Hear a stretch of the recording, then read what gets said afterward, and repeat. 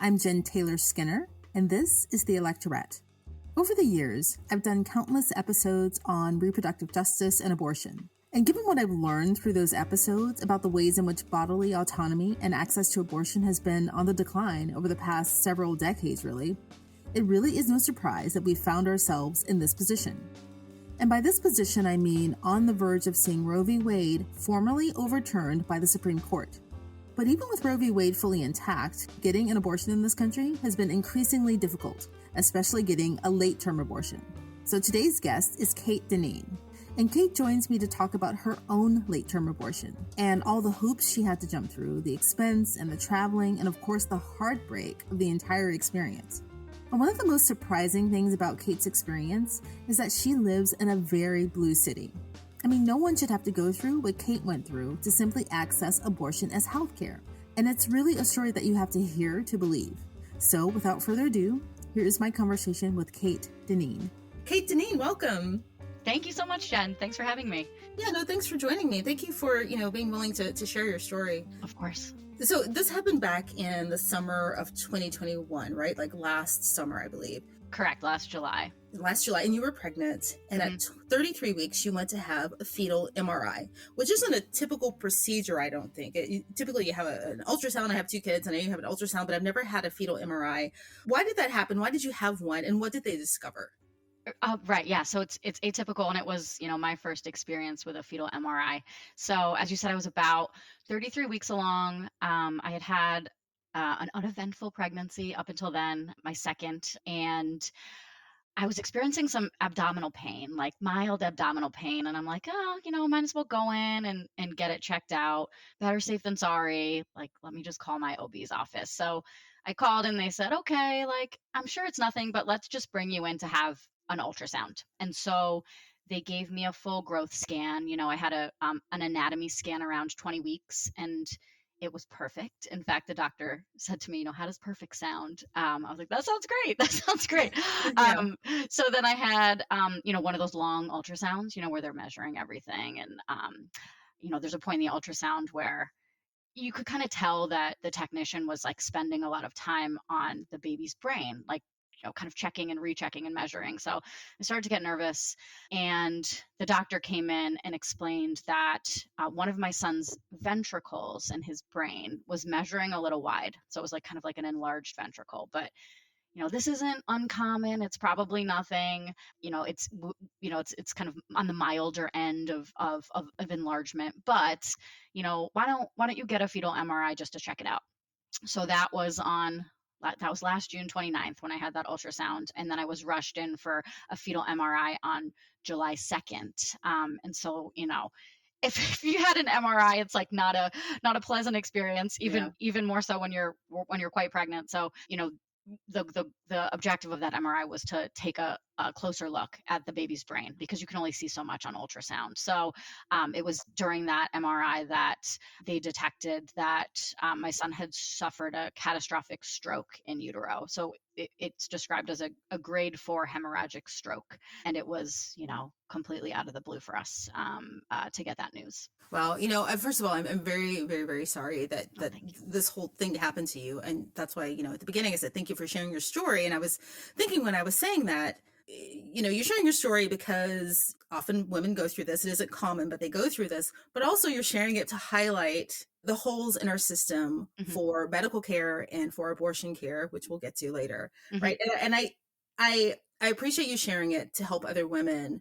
But the latter part, to help people understand the holes in our legislation, that bothers me a bit, because we shouldn't have to share our pain to get the care that we deserve and the care that we need. Yeah, thank you for saying that. And that's kind of like the grand irony of this type of storytelling. It's people like me. There's so many people out there telling their stories right now, which I think is really powerful. But we're sacrificing our own privacy really so that other people will have privacy in the future, right? To make these decisions with their medical teams, with their healthcare providers, and it's really none of anybody's business. Exactly. Right. So again, I really appreciate you sharing this. Thank you. So what was the prognosis after that MRI? What did they Yeah. determine? So this is all during COVID too, right? So that's Right. kind of this other other strange element. So I went in for the fetal MRI. I came home and I waited for a virtual visit with a pediatric neurologist. So I'm in my kitchen and I log into the virtual visit on my phone and I have a very lengthy conversation with a neurologist, and there was also a nurse practitioner on the line. And the doctor was so professional and thorough at showing me the brain scans from the MRI versus normal brain scans to get to the final prognosis that I'm very sorry that your son has suffered a massive stroke in utero. And I was just, completely shocked and blown away. And I, said, what does that mean? And what does that mean for my son? And he said, well, there's a 50% chance that he'll die in utero. And then there's a 50% chance he'll survive, with a whole spectrum of, of, of health compromises, basically. Right. So the way I heard that prognosis was, my baby would either die or he would be consigned to a fate worse than death, in terms of impairment, quality of life, pain, and suffering. So once the doctor really painted that picture for me and like in such a thorough, careful way, and I'm immensely grateful for that, the diagnostic care that I got at my hospital, I immediately asked, okay, well, what are my options? I'm 33 weeks along, and the nurse practitioner on the call said, well, you may still be able to explore termination if you're able to travel. So I'm like sitting there in my kitchen in Boston, you know, often regarded as both this like liberal bastion of reproductive justice, but also like the healthcare hub of the universe. And my doctors are telling me uh, that my son has suffered this catastrophic stroke. He may very likely die. If he lives, he'll have a life, however brief, of pain and suffering. But if I'm to pursue termination, which they didn't, question, I have to leave the state of Massachusetts. So it was really in that moment that I was just blown away and made aware of this massive gap in later abortion access that exists in a blue state like Massachusetts. Was it apparent immediately to you what she meant by you'll have to leave the state? Because Yeah. immediately, like if I were there, I would think like, oh, do they not have all the equipment here? Like Yeah, right, right. we just assume that, anyway, I'll let you answer that question. Yeah. No, and yeah, so my first question was like, "Wait, why?" Right? Like, Yeah. I have always kind of prided myself as being someone who fought, I've always been an advocate for choice and reproductive justice. And I had followed along when in 2020 here in Massachusetts, the legislature overrode a governor's veto to enact what's called the Roe Act here. And I thought, wow, this isn't that wonderful? Isn't it great to live in the state of Massachusetts? So I'm like, what? Well, didn't we just pass a big law so things like this wouldn't happen? And so every doctor I spoke with at my hospital, Mass General Hospital in Boston, from that point onward, I asked, why can't you give me care in at Mass General in the state of Massachusetts? And I got kind of various versions of the same answer was, the state law and our hospital's policy just don't go far enough. You're too far along and your son's diagnosis like doesn't qualify. And so, and all of the doctors, were very empathetic and professional and but telegraphed to me like our hands are tied.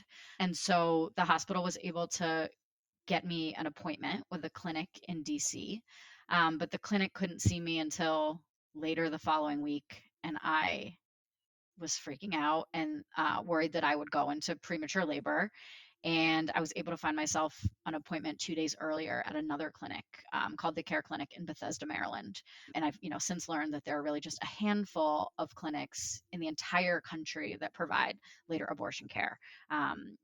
Maryland, DC, Colorado, and then New Mexico, depending upon how far along you are. So to be, turned away by my own hospital, to be told I have to travel very far, that's a 500-mile drive to the Metro DC area, and of course to pay out of pocket for the medical procedure.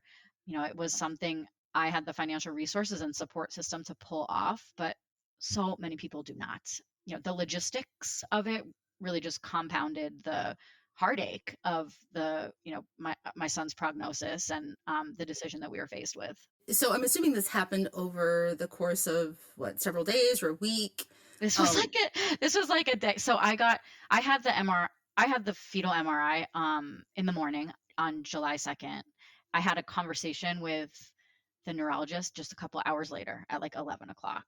And it was like during that virtual visit that I knew I wanted to pursue a termination. I felt like I had good information about what we were facing in terms of a prognosis and what my son's quality of life would look like. And, I was able to, again, the hospital was able to schedule me for the following week. So, like, that was a Friday and the appointment was on a Wednesday. So, we mobilized really quickly to get an appointment at that earlier clinic on Monday, which was a federal holiday. It was the 4th of July holiday. So, it was like everything moved very, very quickly as soon as we had the results of that MRI. And I think it had to because of how far along I was in my pregnancy.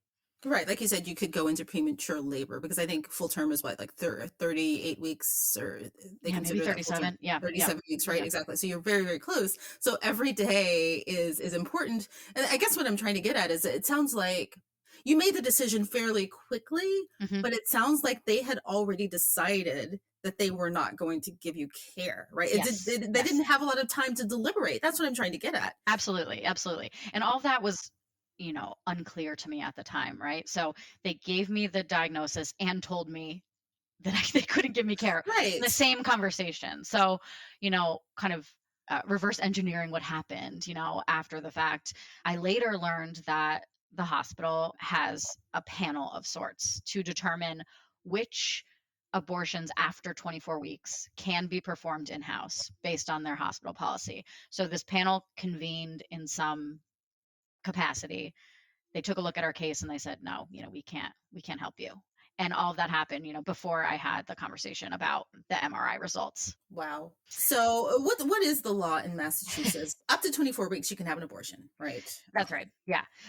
So the context is really interesting in Massachusetts. So, back in 2020, the legislature here, the state legislature, overrode a veto from Governor Charlie Baker, who is a Republican, to enact the Roe Act, which essentially, codifies access to abortion in state law. And, this was obviously a really important move in light of what's happening at the federal level now. I think, the legislature deserves a lot of credit in terms of having the vision to take action several years ago to try and get ahead of what we're seeing now. So, that law did a number of things in expanding access. It allowed for abortion after 24 weeks of pregnancy in certain cases.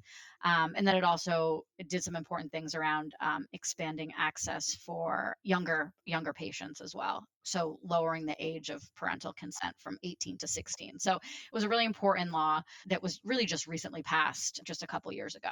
So if you take a look at the letter of the law, a lot of advocates here in Massachusetts believe that under the current state law, doctors at MGH did in fact have the discretion to provide me with abortion care in house, but they believe that the hospital is very narrowly interpreting the law or very conservatively interpreting the law so that they don't have as much liability in performing abortions after that 24-week cutoff. Liability in the context of whom, right? Like, Yeah, exactly. and I'm serious. Like, who are they concerned about being liable to? Yeah, so it's really interesting. So I've asked this question to MGH many times, to kind of cite a couple provisions in the law that I think are particularly compelling. So, if a pregnancy has existed for 24 weeks or more, no abortion may be performed except by a physician and only if necessary, quote, in the best medical judgment of the physician to preserve the life of the patient, to preserve the patient's physical or mental health, or in the best medical judgment of the physician, an abortion is warranted. And these words are important because of a lethal fetal anomaly or the fetus is incompatible with sustained life outside of the uterus. So in my case, it seems as though the panel really focused on what is a lethal fetal anomaly. And, I was essentially told that my son's diagnosis, while likely fatal, and certainly catastrophic, did not qualify as lethal given their interpretation of state law. I also learned, which I think is really staggering, that the hospital's current policy, that panel, doesn't contemplate in any way maternal mental health. And that to me is really Wow. is really staggering in terms of just ignoring an entire provision in the state law. But that's a part of the Roe Act, right? Like, It is. that's what I thought. So they just Yeah. ignored Yeah. that piece, Yeah. that provision. So they're very narrowly interpreting what qualifies as quote a lethal fetal anomaly. And they shared that they have, a shockingly short working list of diagnoses that they consider to be definitely lethal. Like there's no chance that your baby would survive. And so I asked, well, what would you have needed to see on the MRI in terms of damage, impact, extent of the stroke? And they told me, well, neurological issues are really difficult. Really, we would probably have needed to see something like anencephaly, where there's an entire part of the fetus's brain just completely missing. So that's how extreme, the hospital is interpreting what may qualify as a lethal fetal anomaly or sustained life outside the uterus being, seconds, right? And that's arguably not in line with the spirit of the law. That's not how advocates envision this law being implemented. So that's kind of one piece that's very specific to my case. The other piece, that maternal mental health provision, I think is applicable to so many more cases. And the fact that the hospital is interpreting one part of the law very narrowly and completely ignoring a separate part of the law, I think is a really big problem. In a sense, they are aligning with conservative views about abortion, whether they're conservative themselves or not, right? And Yes. what is surprising about the story is that I live in a blue state and very blue city, right? I would expect that a medical team, a group of scientists would align with my views or with the views of the law, basically about what's considered, Yep. legal in this case. It's just such a blunt and cruel interpretation of statutory language. And you're right, it's aligning with anti-choice views. And it's shocking to me because I had those same I had those same hopes, right? Yeah. For my medical team, who is arguably one of the most skilled, well-regarded medical teams in the country, one of the nation's best hospitals in one of the nation's bluest states. So to learn of this interpretation, to learn of this policy was really shocking and disheartening, and really confounding. I'm so grateful for the care that I received, the diagnostic care that I received at Mass General Hospital in Boston, and of course the compassionate abortion care that I ultimately received in Maryland, so far from home. But it was an incredibly difficult, traumatic process to pull off. And again, I had the financial resources and support system to travel out of state, to pay upwards of $10,000 out of pocket. So many people just do not have that luxury. And so for this to be a hospital policy it's really immoral. Yeah, it is really immoral. Yeah. Is there any way to parse through that decision? I guess they don't actually give you details about the deliberative process, but like Yeah. when I first read the story, I thought, there's some, activist leaning person on this board, or, they're kind of conflating their feelings or personal feelings or ethics against the law. I Mhm. guess there's no way to parse out what they were actually thinking. Based on conversations I've had, it seems as though the legal team has informed a policy that the panel has to adhere to. And the panel will only approve an abortion after 24 weeks if the fetus has one of a handful of definitively lethal fetal diagnoses. And if your case does not align with that, then they will not provide a termination for you at Mass General Hospital. So it just seems it's almost like a checklist, right? It's just this handful of diagnoses. And if it's beyond this, then there's really nothing we can do for you. I wonder if they've been approached before by conservative attorneys or people who represent conservative groups Hmm. who aren't really happy about the Roe Act, maybe, for them to be in kind of this defensive posture. Yeah, it does seem like a defensive posture. Massachusetts is an interesting state. It was a fight to pass the Roe Act, right? The legislature had to show a lot of courage and grit to override a veto from the governor. But that being said, when I asked administrators at the hospital, what kind of legal risk are you concerned about, right? What is Right. informing this legal policy? And they said they're concerned about a third party anti choice organization launching a criminal suit against a physician. And I kind of paused. I'm like, how would that even happen? Right. Yeah. And I've since consulted with different lawyers. I'm not a lawyer about this, the likelihood of something like that happening. And, it's been described to me as a red herring. So for the administrators, the doctors to cite that as kind of their concern from a legal perspective is really confusing to me and seems like a concern that can be really easily mitigated. So tell me about the actual experience. So you said that only a few late-term abortion clinics were near you, right? And Anywhere in the country. Yeah. anywhere in the Yeah. country, and there used to be more, right? I'm not familiar with the history of how many clinics used to operate in performing, all trimester care, but there certainly used to be more independent clinics operating across the country. And now there's literally a handful of clinics, independent clinics, who are creating the safety net and providing later term care for people from all over the country. So, my one of my concerns, and one of the questions that I ask myself a lot, something I ruminate on a lot is if this happened again or this happened to somebody else, would they even be able to get care at one of these clinics? Because these clinics are going to be inundated in a few months with folks who are being sent out of hostile states to get abortions at any point in pregnancy. Would I even be able to get an appointment? There is a month-long wait right now. I'm told anecdotally at the clinic in DC. The clinic I went to in Maryland isn't accepting any later term patients right now because they're having staffing issues, right? So like this is a very tenuous safety net of clinics. And the fact that blue states like Massachusetts are, systematically denying people later abortion care and kind of foisting their patients upon this fragile, overburdened, under-resourced network of clinics is really confounding. And I think an abdication of responsibility on the part of hospitals here in Massachusetts. Yeah, you mentioned the cost. It was something like, Yeah. $10,000 Yes. out of pocket. Insane. Yeah. Yeah. So the process, was, again, things moved really quickly once we got the diagnosis. And again, I was very concerned about going into labor, in part because, I asked one of the physicians at Mass General what would happen if I went into labor, and they essentially told me, we would have to intervene with like life-saving measures for your child. So that seems like,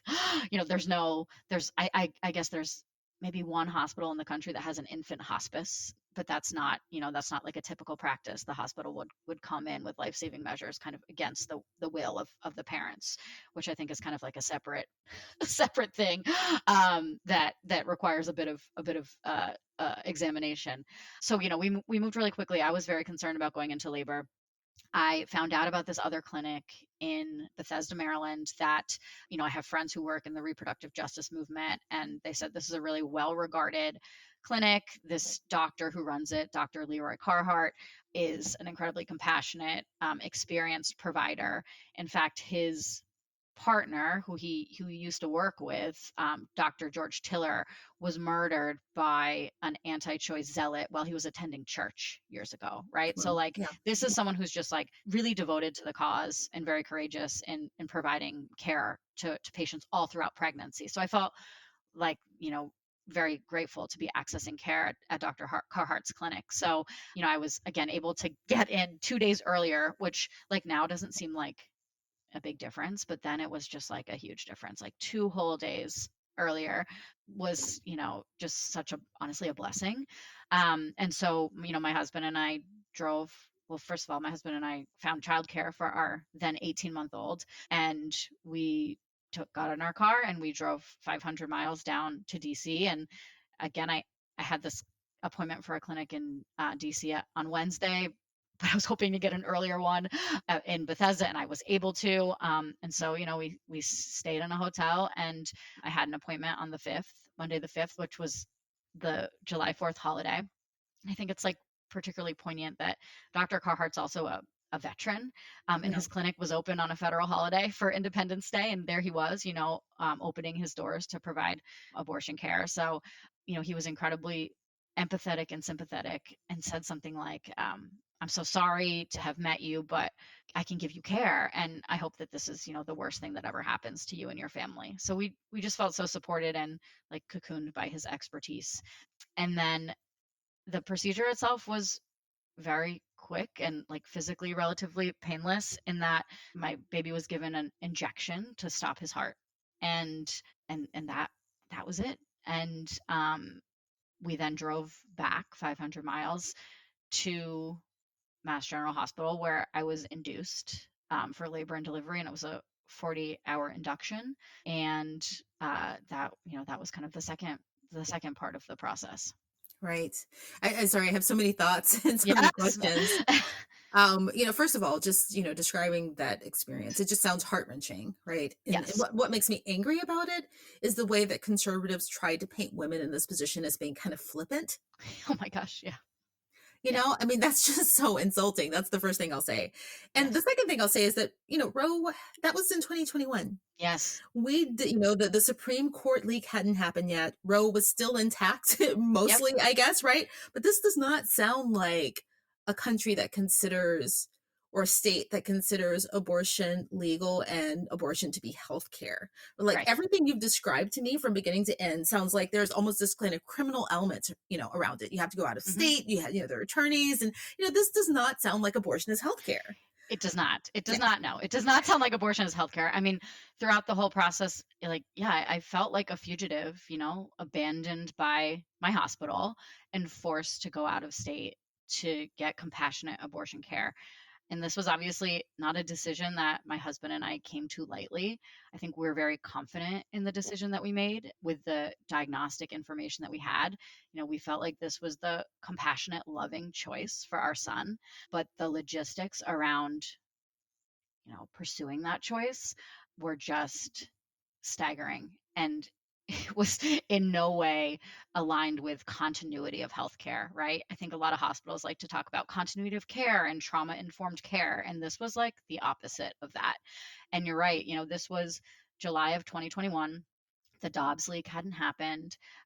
Roe was intact, but because my abortion was after this point of quote viability, it wasn't protected by Roe. And, Roe, of course, achieved many things in terms of, codifying a woman's right to an abortion, a constitutionally protected right to an abortion, but it was a compromise, right? It compromised up into a certain point, up into this kind of murky point of fetal viability. So there are, a number of states that have, a majority of states that have some cutoff, right?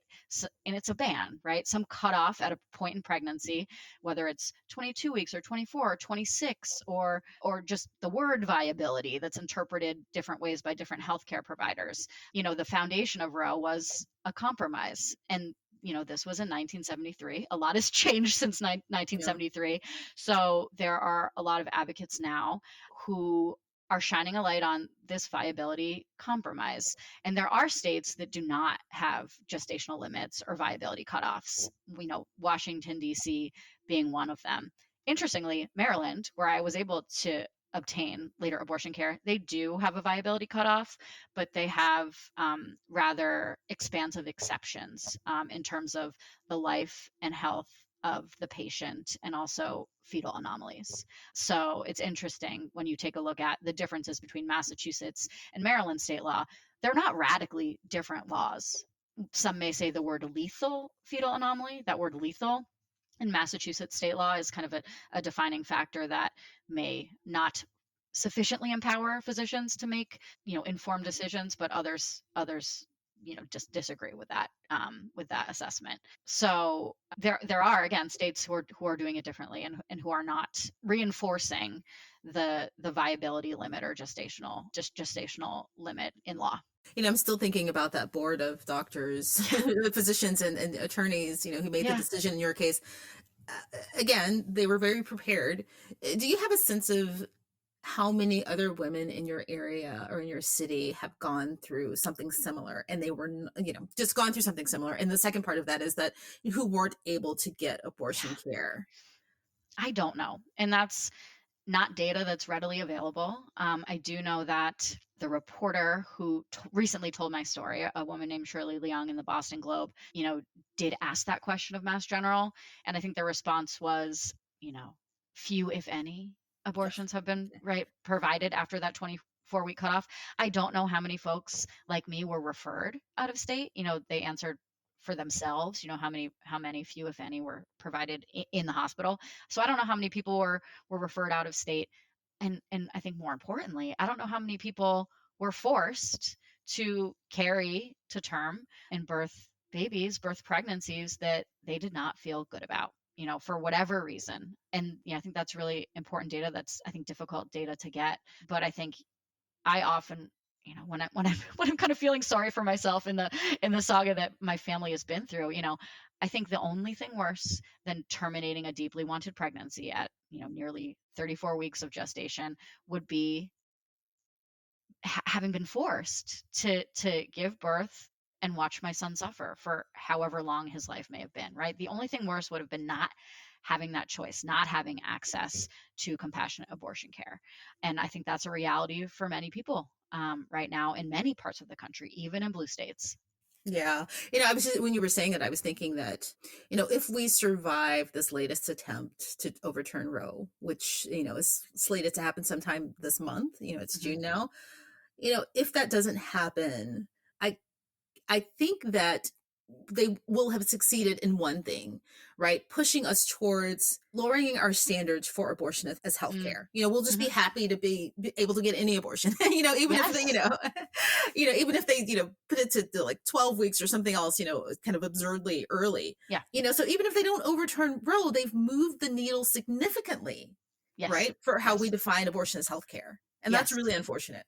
It is, and if you kind of go back and subject yourself to listening to the SCOTUS conversations around Dobbs, you will very clearly see the line of questioning. Why would anyone need to get an abortion after 15 weeks? Right? Like, why would anyone ever need to get an abortion Yeah. after 15 weeks? 15 weeks is quite early, by the way, right? If you look at the data, an overwhelming amount of abortions happen very, very early in pregnancy. Later abortions like mine are exceedingly rare. But there are many reasons why somebody would need to access abortion later in pregnancy. When you think about, third trimester abortions, it's generally because of new information, right? New information about the patient's health, the mother's health, new information about the fetus's health, or even new information in terms of a life change or life situation. So, it's not just because of a devastating fetal anomaly like mine. But there are many reasons why people may need to make that very difficult decision to pursue later abortion care.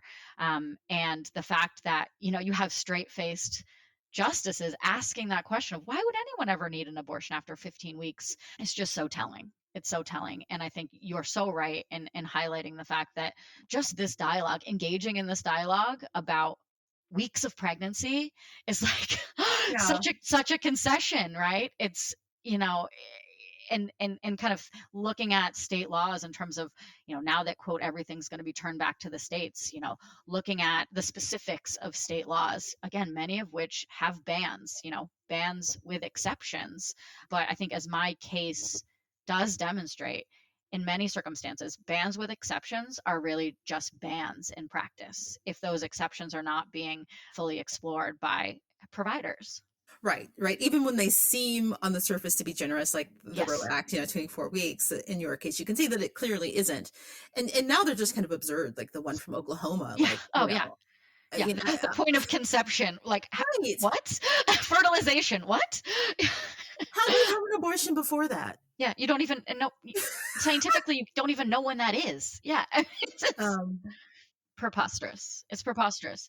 And I think it also belies like how little these decision makers know about the science and about pregnancy itself. I knew very little before I went through it. Like, yeah. so I mean, obviously science has never been really important to folks on, on the anti-choice side of things, but you're right. I mean, these recent provisions are new in their absurdity. Yeah. I've gone back and forth as to whether they are just kind of ignorant about the science Hmm. and medicine, or whether they are feigning ignorance Right. to push this kind of moral position. Right, right. And also, use it as a step toward limiting plan B, morning after pill, certain types of contraception, right? Like, I think there's kind of a longer term play with that feigned ignorance. Yeah, yeah. And I don't want to say moral as if there is a clear moral choice and that moral choice is theirs. I mean, you Yeah, yeah, know what I exactly. mean there. Yeah, yeah, totally. So what should we all glean from this? What's the lesson other than access to abortion and reproductive rights are, far from accessible, right? It's far from basic health care. I think, from my perspective, a lot of times people hear my story and it's a very sad story. So they may walk away hearing this, okay, we need to make sure that state laws have exceptions for people dealing with, really, really devastating fetal diagnoses. Let's make a carve out, for cases like mine that are, very sad, folks choosing to end a wanted pregnancy, right? So one of my fears in sharing my story is that, that will be the outcome, would be like doubling down on exceptions.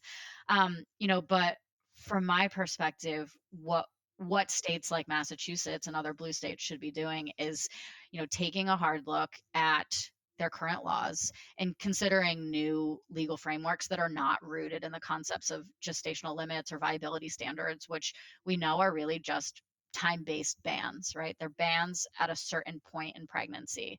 So, here in Massachusetts, as we look toward a new governor next year, I hope that the state legislature will be starting to assess new legal frameworks and taking a look at places like Washington, D.C., and there are also 6 other states that don't have any references to time-based bans. So Alaska, Colorado, New Jersey, New Mexico, Oregon, and Vermont.